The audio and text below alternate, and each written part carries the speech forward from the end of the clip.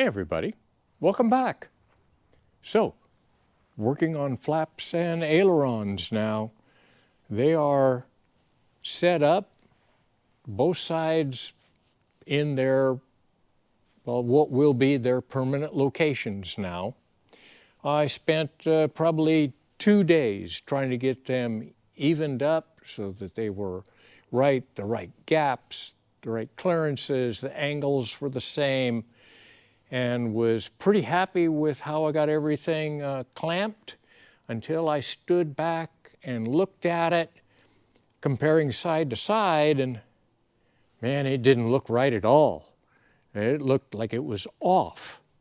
And I thought, oh no, what did I mess up? So I thought, well, beginning with, I would take a tape measure and I'd measure from the trailing edge of the flaps and the ailerons to the floor and compare side to side.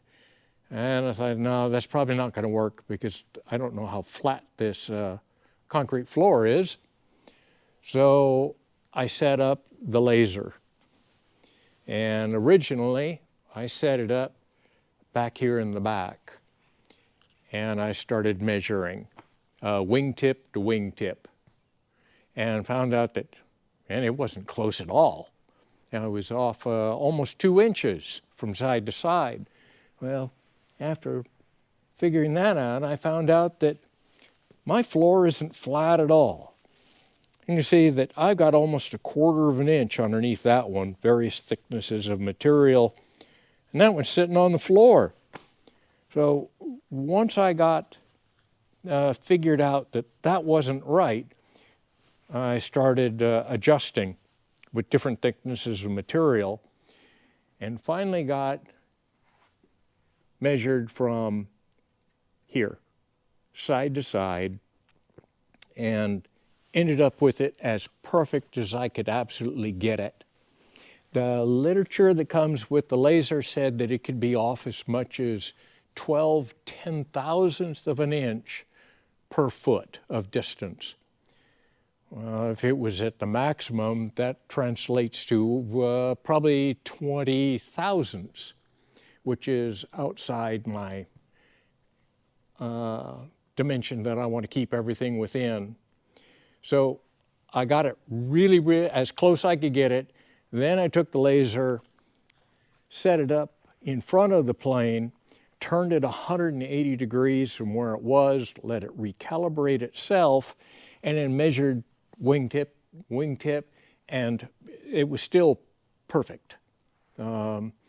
Well within any dimension that I want to try and hold it to. So that took any deviation that the laser might have out when I did that. Once I got it all level, I would then measure to here, and I'd check the other side, and then I would go to here. And I found out as I went out, all my dimensions ended up perfect. They were well within a 64th of an inch side to side. And what I had been looking at was, since the plane was sitting not exactly level when I first looked at it, that was an optical illusion. So everything is as good as I can absolutely get it right now.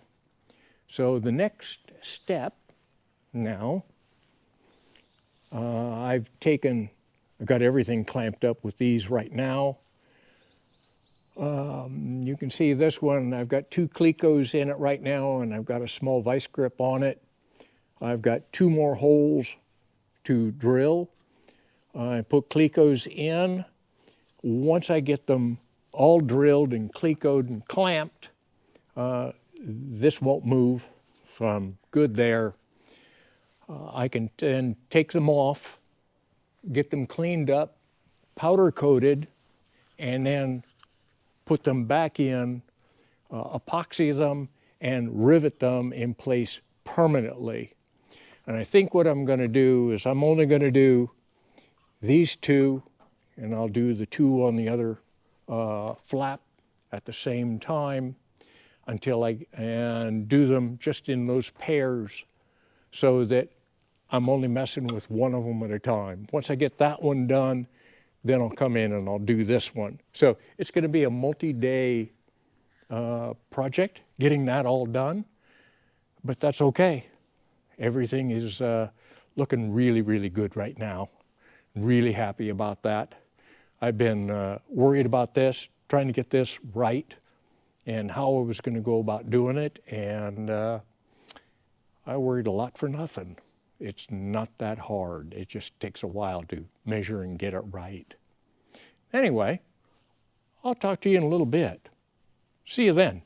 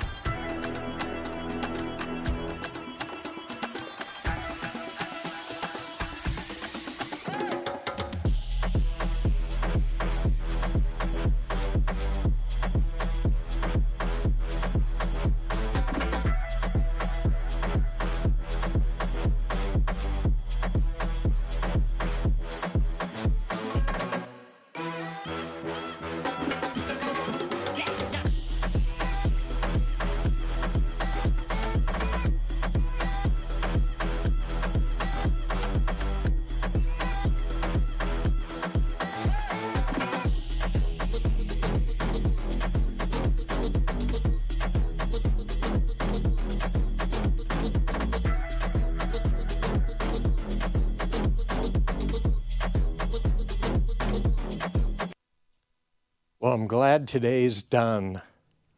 The last of the hinges and hinge plates are mounted up today. By tomorrow, they'll be rock hard. These are all installed now. This and this one over here were the very last two that I had to do. You may have seen in some of the videos that these had a number on them, and that just marked their locations. This one happens to be number 1 down through number 6, and then starting with 7 coming back out to number 12 on this one. They are match drilled. Just does the work of drilling one of the plates with the 4 holes for the rivets, but the other plate on the other side is undrilled. And what they want you to do is get it into position where it's supposed to be. Drill through their holes, through the wood rib, and drill through the other aluminum plate on the other side so that this becomes a set. Number 12 goes with number 12 rib. And that's just the way that I marked them out. But those are done. And